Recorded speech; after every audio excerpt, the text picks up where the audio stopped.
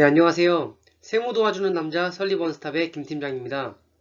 오늘은 이번 5월달 종합소득세 신고기간을 맞이하여 종합소득세 관련된 내용을 한번 알아보겠습니다.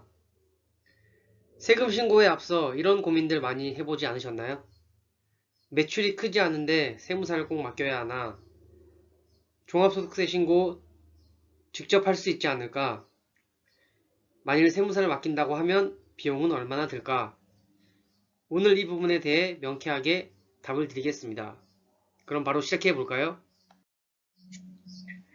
먼저 종합소득세를 신고하기 위해서는 내가 무슨 유형인지 장부 형태부터 파악을 해야 합니다. 신고 유형 장부 형태에 따라 세금 신고 방식이 다르기 때문인데요. 간단히 설명드리면 크게 세 가지로 나눌 수 있습니다. 첫 번째, 단순경비율, 기준경비율. 두 번째, 간편장부. 세 번째, 복식부기로 나눌 수 있습니다. 첫 번째, 단순경비율, 기준경비율에 관한 내용입니다.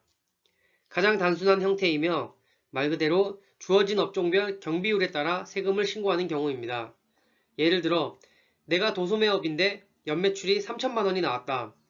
그래서 단순 경비율로 신고 가능한데 내가 쓴 경비가 얼마 되지 않아도 도소매업은 단순 경비율이 80% 인정이 된다. 그러니 그에 맞춰서 신고를 해라. 이런 식의 형태입니다. 매출이 크지 않은 경우겠죠? 기준 경비율은 일정 부분은 경비율로 하고 나머지는 실제 경비를 반영해서 신고하는 방법입니다. 두 번째, 간편장부입니다. 간편장부도 경비를 신고와 크게 다르진 않지만 실제 경비 부분을 계정별, 항목별로 정리해서 말 그대로 간편하게 장부를 만들어서 신고할 수 있는 형태입니다. 이 또한 매출이 크지 않은 경우에 해당이 됩니다. 세 번째, 복식부기. 보통 대부분의 사업자분들이라면 해당되는 장부 형태인데요. 복식부기는 차변과 대변을 통해 자산, 부채, 자본의 변동을 양쪽 대차 거래에 맞춰 장부를 작성하는 형태입니다. 쉽게 설명드리면 경비율이나 간편장부보다 훨씬 자세하고 정확하게 장부를 기록해서 세금 신고를 해야 되는 경우죠. 직전 연도 사업소득 수익금액에 따라 신고 유형이 바뀌는데 표를 참고해서 형태에 맞춰 신고를 하면 되겠습니다.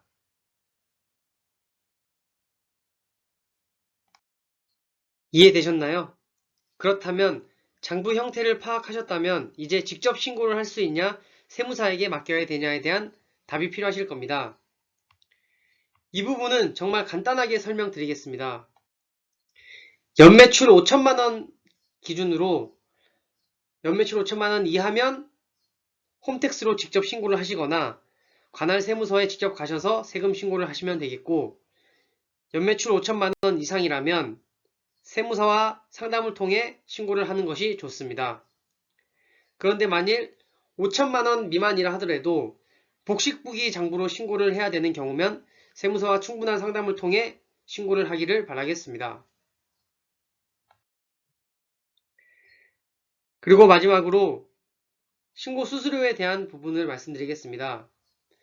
보통 매월 기장을 주고 세무사에게 맡기고 있다면 개인사업자 같은 경우 월 8에서 8만원 정도 세무기장비를 주고 있을 것이며 1년에 한 번 부가세 또는 종합소득세 때 신고를 맡기게 되면 일정 부분의 신고 대리 수수료를 주게 되는데 이 부분은 세무사 사무실마다 각각 상이할 수 있기 때문에 참고용으로만 생각해 주시고 보통 종합소득세는 한 번 맡길 때 최소 20만원부터 시작하겠습니다.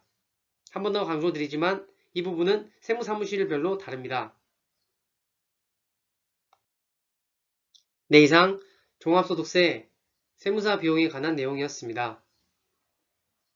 감사합니다.